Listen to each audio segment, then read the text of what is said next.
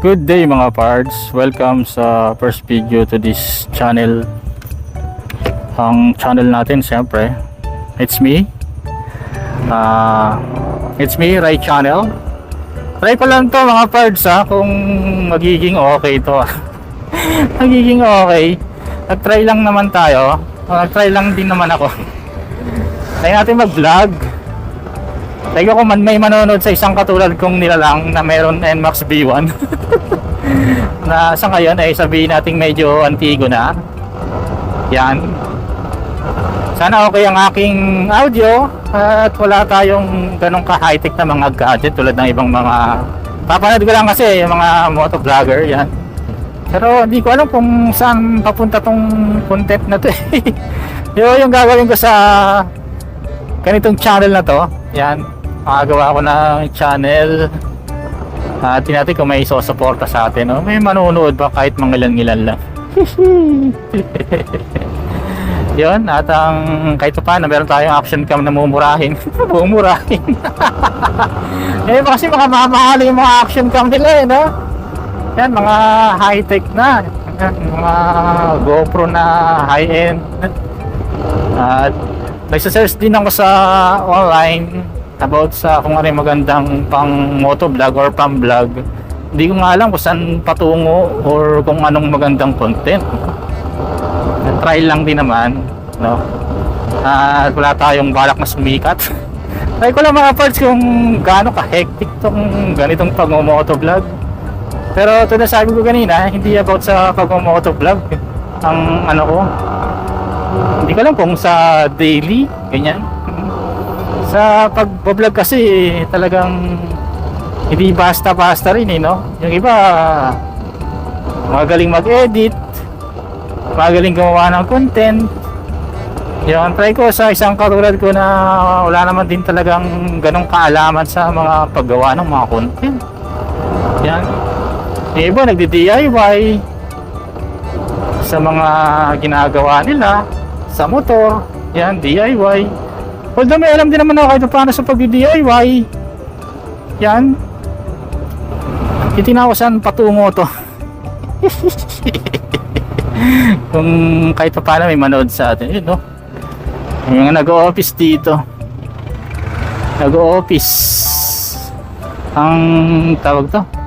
Ba, malinis ngayon dito Dati kasi mga parts dito sa lugar na to. Ano, makalat. Ito sa kabila sa island sa kabila. Makalat. Maski banda dun yan dyan. Makalat. Daming pang basura, bottled water, ganyan. Wala lang, napansin ko lang. Madalas kasi ang damaan dito Yan. Meron kasing nag-o-office doon o yung office nila na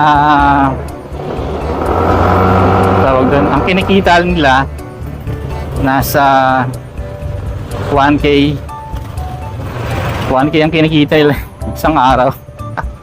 Mabutan tayo ng stoplight. So goods. Walang feeling no pag nagbo-vlog. Bakit di ka sanay magsalita ng nagmumotor? Malilito ka talaga no. Pero sanayan natin siguro yan. Woo! Puro mga close pa niya nasa harapan. Pero okay lang yan. Okay kaya ang audio ko? Hindi kaya ma-Windows? Ang gamit ko pala ang gamit ko wala akong mic adapter sa lumang action cam. Ano lang, nagre-record lang ako gamit ang cellphone. Yan. Tingnan ko lang din kung magiging okay to. Yan. Go na ba? Go na ba? Go na! Yan.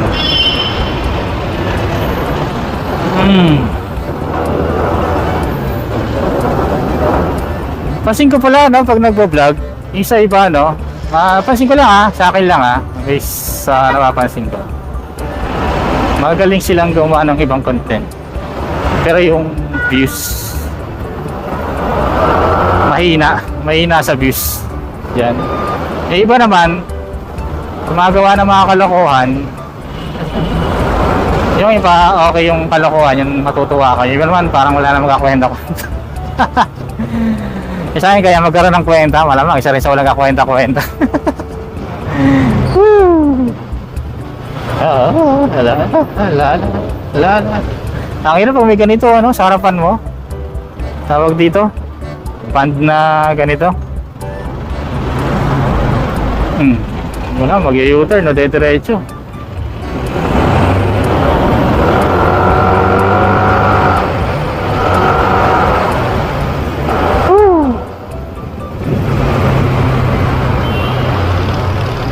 Dito na ulit tayo sa likod. Alam niya, sa likod na naman tayo. At ayun, sana magkaroon ng katuturan to. Yan.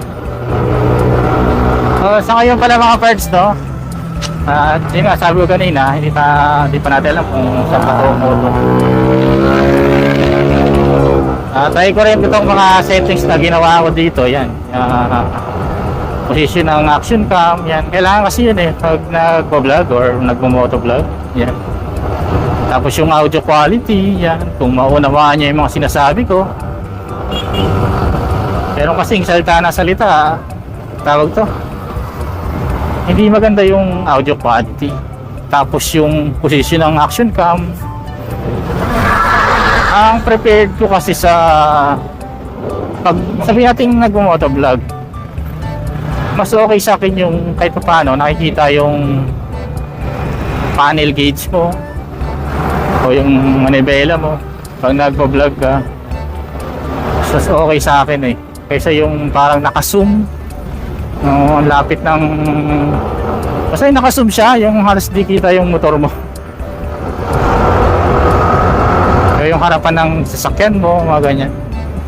So okay sa akin yung naka kahit pa paano kita yung view, yan, point of view. Kailangan ba pag nag-vlog ka, kailangan perfect ka ba magsalita? Kailangan bang ganun? Or nagpapakatotoo na lang tayo sa mga bagay sinasabi natin? Kumbaga, minsan yung pagkakamali natin, yan, mga binibitawan natin salita, kailangan ba perfecto? Yan. Siguro sa iba, yung mga sabihin natin, mga nagpo-promote ng mga produkto, yan, may ganun kasi kailangan maganda yung pagkaka-introduce mo, yan. Pero since hindi tayo ganun, pagtsagaan mo niya muna yung mga bagay na sinasabi kong mga mali sa inyo, sa iba. O mali sa paningin ng iba. Ang pangit talaga ng daanan dito sa atin. Kahit sementado, pangit Minsan mga parts na isip ko, mas maganda yung motor na mga enduro. Yung mga XR, mga ganyan. Siguro dahil sa suspension nila, tapos dito sa atin pag maulan talagang nabaha. Yun. Ang advantage lang talaga ng scooter pag sa ganito, no? Preno, piga lang ang pinaka ginagawa mo. Wala ka ng clutch pang sinasabi o yung ginagawa. Baga hindi hassle yan. Pero yung medyo masakit na likod mo sa tagtag, maghahanap kami isa ng mas okay. Ano sinabing di okay yung ganito? Okay itong ganito.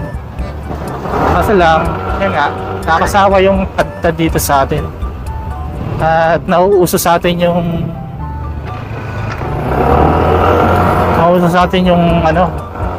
mga kurakutan sa mga bagay-bagay na binabayaran ng tax.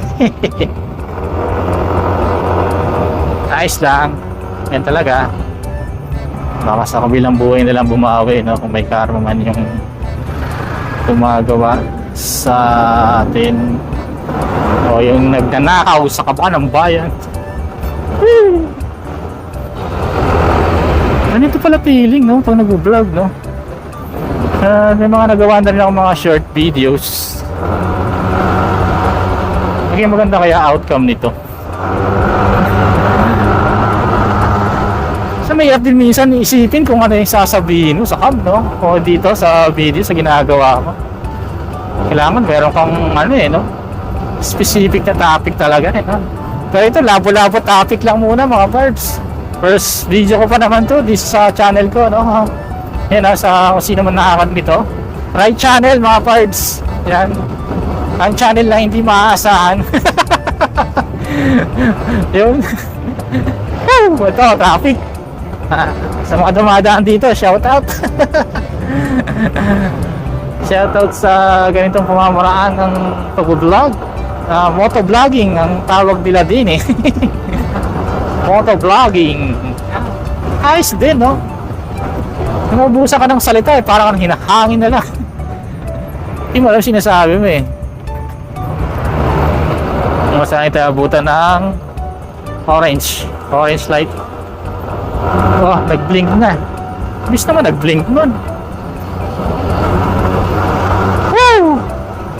Tulad yan. Naano ako. Tawag doon. Nahihinto. Huwag sa salita. Wala.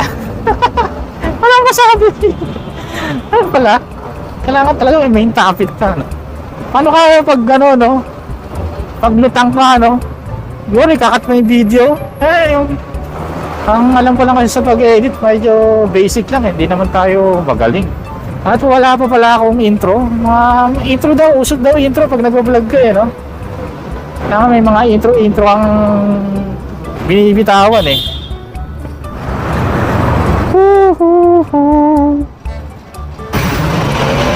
Oh! Smoke belching. Woo! Parang mataas yung tambutso niya, no?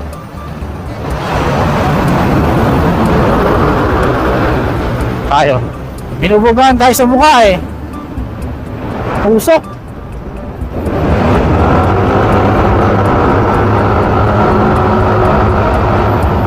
Ayan, matulim kaya ang video nito. Isang mahalaga rin yung video quality daw eh. Pero may ibang gumagawa ng mga content na kahit hindi naman maganda yung video quality pero yung content nila maganda, pinanonood, no? May nakakita lang gumagawa ng ganung mga video eh na hindi naman maganda yung video quality pero yung ganda nung nila, content nila, no? Siguro pag ano, nakaluwang-luwang o naka-LL, gagawa, bibili sila ng mga action cam na maganda para mas mapaganda yung video quality nila, no? Ganun kasi, kumbaga sa ganitong ano eh, ganitong ganitong ano ba tawag sa platform na to? Kaya yung mag-video ka, magagawa ka ng content, minsan kung gagawin mong ano ba to? Hanap buhay ba? Ano, dapat maka-parts, mag-i-invest ka rin talaga ng gamit mo, ganyan. Parang ka nagtatrabaho din talaga eh. Kung sasabihin mong kung araw-araw, invest ka talaga ng kung ano man dapat i-invest. Para, kapag ano eh, hindi basta ganun ka-boom eh. Hindi ka agad na mag-boom. Gagawa ka ng content. Ito nga saan ginagawa ng video, tika lang kung may manonood ditong video natin. Hindi natin kasi kung maka 100 na views to, masaya na siguro ako dun. Pero kung hindi mag-100 na views sa loob ng sabi natin mga 1 week, edi hindi. Or baka kailangan ko ng magandang content, hindi puro yung ganitong salita lang. By the way nga pala mga perso, NMAX V1, tulad na sabi ko kanina sa first part ng video, NMAX V1 ang motor ko, yan kinatandaan ko na 6 years na sa akin tong motor na to. At ang tinakbo niya ay 74,328 ongoing. Yan. At kung sa layo na narating nito, marami na rin narating ito. Hindi pala marami, malayo na rin na narating. Kasi ano lang talaga itong mga parts itong motor na to eh. Pang service lang talaga. Yan. Pasay, dito to former Makati. Ito lang ang ano nito, ang tawag to, ang ruta nito. Tapos nakabiyahe na rin ng Bicol, yan. Tapos medyo alaga ako din sa maintenance yan. At medyo may sa makina. Pero hindi pa sa tipong tawag ng mga parts yung tipong titirik ka. Yan. May mga couple of issue talaga sa motor natin na pag tumatagal nasisira talaga. Yung iba nga, mga bata pa around mga 20k pa lang tinatakbo. Para sa akin, bata pa yung 20k. Ay, sira na. Wala na yung mga sumunod na unit dito sa motor na to. Sumunod na version ba? Diba? May alam din naman ako sa basic maintenance. Hindi nga lang kasing alam nung ibang magagaling yan. Kasi tayo basic lang din talaga ang alam ko. At least may basic tayong alam. Hindi tayo na bobo. Oh, bilis kuya. Ayun, no? NMAX B1 din yung kay kuya, oh. Okay ba yan? Bawal kasi nito. Bilisan natin! Tantantini! Ma-win noise kaya? Yan, 70. Takbo. Natin ka ma-win noise ha. Pag ma-win noise, hindi ko ito upload. 80 to 90. Diba? Dugdug.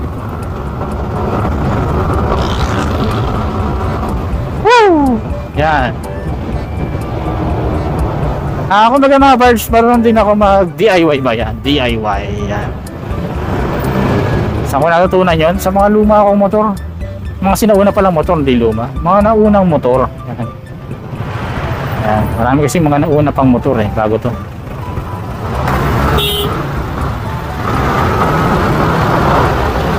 Ay, galit. Paano kasi alanganin super pesto pa rin. Rider talaga Kapa ko rider Alam mo yung alanganin yung may right turn, must turn right. Alam niya. Pesto ang patinlatas. Ito, nagme-message sabang nagmumotor. Ito, sisingil to. Hindi mo lang sisignal light.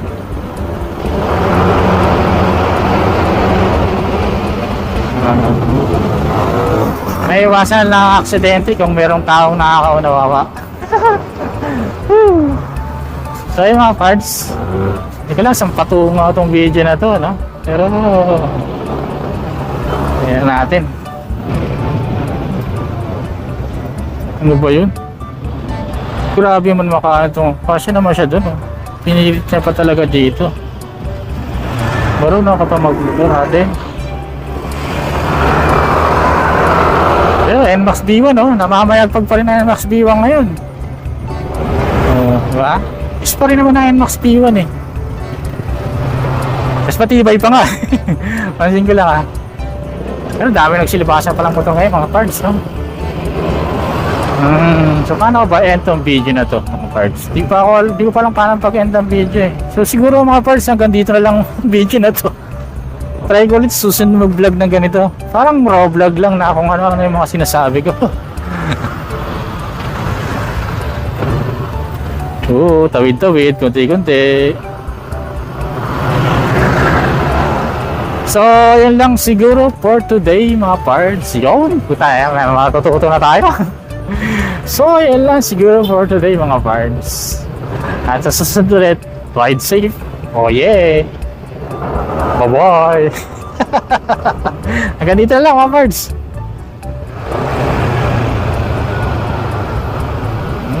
Text pa.